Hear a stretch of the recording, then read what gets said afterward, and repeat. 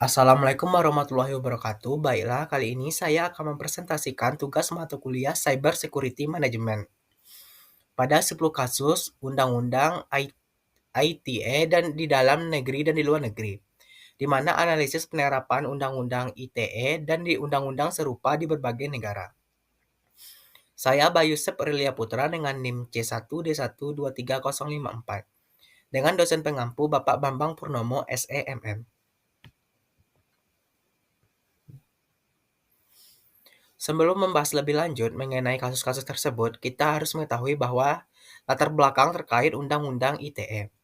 Undang-Undang Nomor 11 pada tahun 2008 tentang Informasi dan Transaksi Elektronik, kemudian direvisi pada tahun 2016, di mana Undang-Undang Nomor 19 tahun 2016 yang bertujuan untuk mengatur transaksi elektronik dan mencegah terjadinya penyalahgunaan internet.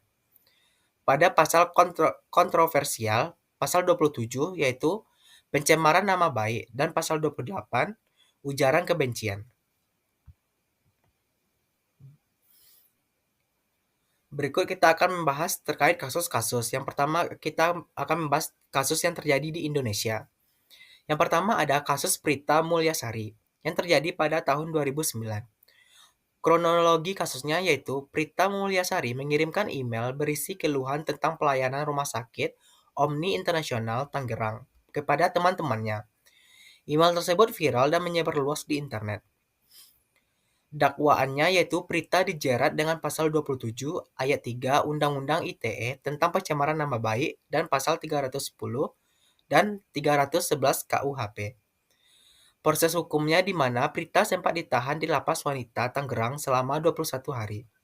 Secara perdata, ia diwajibkan membayar ganti rugi sebesar 204 juta, namun muncul gerakan koin untuk Prita sebagai bentuk dukungan masyarakat. Kemudian ada putusan akhir. Mahkamah Agung akhirnya membebaskan Prita dari semua tuntutan pada tahun 2012 setelah proses hukum yang panjang. Sehingga dampaknya pada kasus tersebut menjadi salah satu kasus pertama yang memicu perdebatan tentang kebebasan berpendapat di era digital dan perlunya revisi Undang-Undang ITE.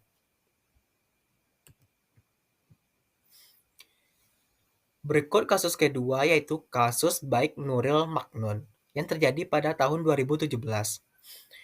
Baik Nuril, seorang guru honorer di SMA 7 Mataram, yang merekam percakapan telepon dengan kepala sekolahnya, yaitu Muslim, yang berisi pelecehan seksual verbal. Di dalam rekaman tersebut menyebar setelah diberikan kepada rekan kerjanya. Dakwaan terhadap Nuril dijerat pada pasal 27 ayat 1 Undang-Undang ITE tentang pendistribusian konten yang melanggar keasusilaan. Kemudian ada proses hukum, di mana PN Mataram membebaskan Nuril.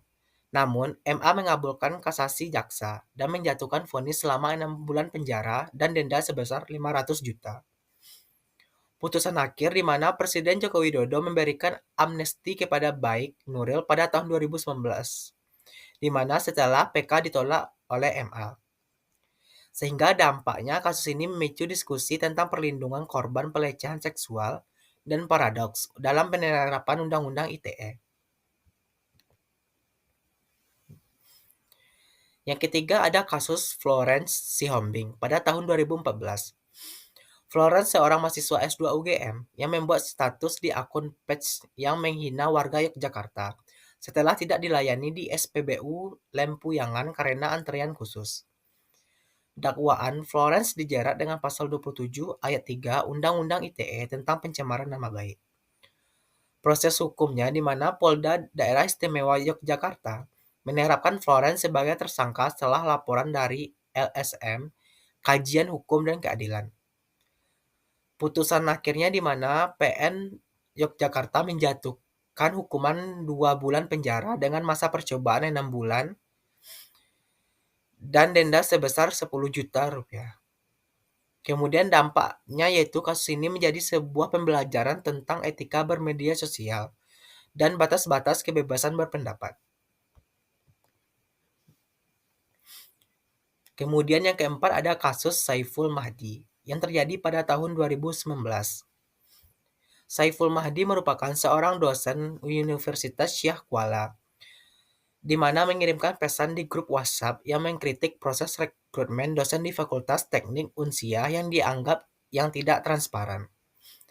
Dakwaan terhadap Saiful dijerat dengan pasal 27 ayat 3 Undang-Undang ITE tentang pencemaran nama baik. Saiful divonis 3 bulan penjara dan denda 10 juta oleh PN Banda Aceh pada April 2020. MA menolak kasasinya pada Maret 2021, sehingga putusan akhir di mana Presiden Joko Widodo memberikan amnesti kepada Saiful Mahdi pada Oktober 2021, sehingga kasus tersebut memperlihatkan bahwa risiko yang dihadapi akademisi dalam menyampaikan kritik dan memicu diskusi tentang kebebasan akademik. Yang kelima ada kasus IGD Ari Astina atau Jerins SID pada tahun 2020, di mana drummer band Superman Is Dead ini mengunggah postingan di Instagram yang menyebut Ikatan Dokter Indonesia sebagai kacung WHO terkait kebijakan tes COVID-19. Dakwaannya, Jerins dijerat dengan pasal 28 ayat 2 Undang-Undang ITE tentang penyebaran informasi yang menimbulkan rasa kebencian yang berdasarkan SARA, di mana PN Denpasar menjatuhkan vonis 14 bulan penjara pada November 2020. Setelah banding, hukumannya dikurangi menjadi 10 bulan. Jerin dibebaskan pada Juni 2021 setelah menjalani masa hukumannya. Kasus tersebut menimbulkan perdebatan tentang batas kritik pada profesi dan otoritas serta penerapan pasal SARA dan dalam Undang-Undang ITE. Yang keenam ada kasus Ahmad Dhani yang terjadi pada tahun 2020, di mana seorang musisi Ahmad Dhani membuat serangkaian cuitan di Twitter yang dianggap sebagai ujaran kebencian terhadap kasus penistaan agama yang melibatkan mantan Gubernur DKI Jakarta Basuki Cahayapurnama atau Ahok, di mana Dhani dijerat dengan pasal 28 ayat 2 Undang-Undang ITE tentang penyebaran informasi yang menimbulkan rasa kebencian berdasarkan SARA, sehingga PN Jakarta Selatan menjatuhkan vonis 1,5 tahun penjara pada Januari 2019. Dhani menjalani hukuman penjara dan dibebaskan pada Desember 2019 setelah mendapatkan remisi. Nah, pada kasus tersebut menjadi sebuah contoh penerapan Undang-Undang ITE dalam konteks polarisasi politik dan agama di Indonesia. Contoh yang ketujuh kasus di Indonesia yaitu kasus Al-Noldi Bahari yang terjadi pada tahun 2018. Al-Noldi, seorang warga Pandeglang yang membuat postingan Facebook yang dianggap menghina Presiden Joko Widodo dan menimbulkan permusuhan antar kelompok. Al-Noldi dijerat dengan pasal 28 ayat 2 Undang-Undang ITE tentang penyebaran informasi yang menimbulkan rasa kebencian berdasarkan SARA dan pasal 45 ayat 2. Pengadilan menjatuhkan vonis 5 tahun penjara dan denda sebesar 100 juta rupiah kepada Al-Noldi pada Mei 2018. Sehingga Al-Noldi menjalani hukumannya, yaitu hukuman penjara setelah upaya hukumannya tidak berhasil. Nah, kasus tersebut menimbulkan kekhawatiran tentang penggunaan Undang-Undang ITE untuk membatasi kritik terhadap pemerintah. Berikutnya ada kasus di luar negeri, yaitu ada kasus Liam Stace yang terjadi di Inggris pada tahun 2012. Seorang mahasiswa Swansea University ini membuat serangkaian komentar rasis di Twitter tentang pemain sepak bola Bolton Wanderers, Fabrice Muamba, yang mengalami serangan jantung dan kolaps di lapangan. Stace dijerat dengan Section 4A of the Public Order Act tahun 1986 yang serupa dengan ketentuan Undang-Undang ITE tentang ujaran kebencian.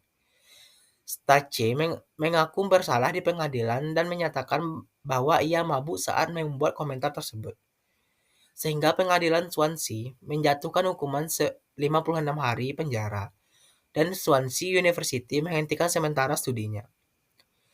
Kasus tersebut menjadi preseden penting di Inggris tentang konsekuensi hukum dari ujaran kebencian di media sosial.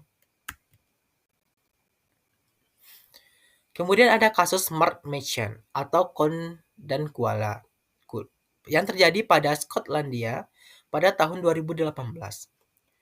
YouTuber Match mengunggah video di mana ia mengajarkan anjing pak miliknya untuk melakukan gerakan Nazi atau mengangkat kaki sebagai respon terhadap frasa "Sieg Heil" dan gas Dejeus sebagai lelucon untuk mengganggu pacarnya.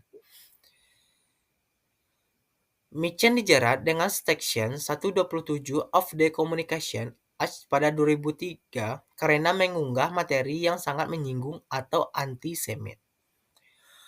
Pengadilan Sheriff menyatakan bahwa Machen bersalah pada 2018 meskipun ia berargumen bahwa videonya hanya sebagai lelucon dan bukan untuk menyebarkan kebencian.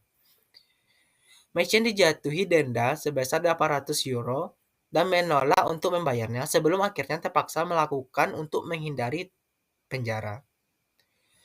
Kasus tersebut memicu terjadinya perdebatan tentang batas-batas humor, kebebasan berekspresi, serta terjadinya penerapan undang-undang komunikasi di era digital.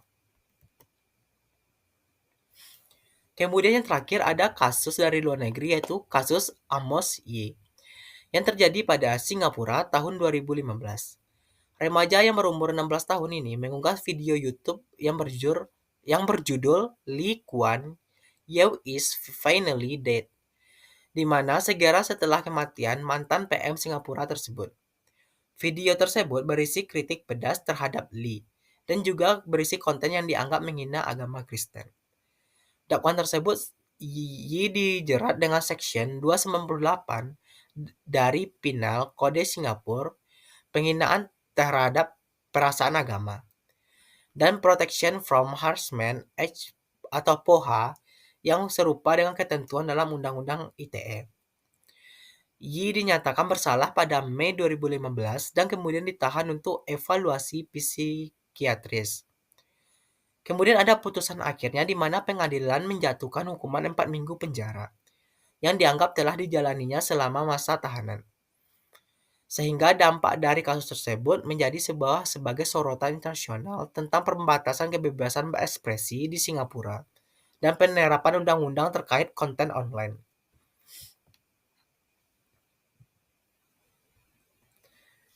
Nah, dari kasus-kasus tersebut dapat disimpulkan bahwa penerapan Undang-Undang ITE di Indonesia dan undang-undang serupa di negara lain menunjukkan beberapa tren penting, di mana mayoritas kasus berkaitan dengan pencemaran nama baik, ujaran kebencian, atau konten yang dianggap menyinggung.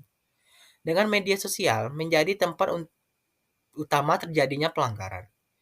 Terdapat perbedaan signifikan di mana hukuman di Indonesia cenderung lebih berat dan lebih sering melibatkan listrik terhadap institusi dan pejabat publik. Kasus-kasus seperti Prita Mulyasari, Baik Nuril, dan Jerit SID di Indonesia, serta Liam Stage, Mark Machen, dan Amos Y di luar negeri, sangat menunjukkan bahwa bagaimana regulasi konten digital menciptakan ketegangan antara kebebasan berekspresi dan perlindungan reputasi. Sehingga fenomena tersebut menghasilkan chilling effect atau terhadap kebebasan berpendapat dan menggarisbawahi perlunya untuk revisi, ketentuan yang terlalu luas, serta peningkatan literasi digital. Sehingga literasi digital dalam masyarakat untuk mencegah terjadinya kasus-kasus serupa di masa yang akan datang. Sekianlah presentasi dari saya terkait mata kuliah Cyber Security. Jika ada kata yang salah, mohon dimaafkan. Wassalamualaikum warahmatullahi wabarakatuh.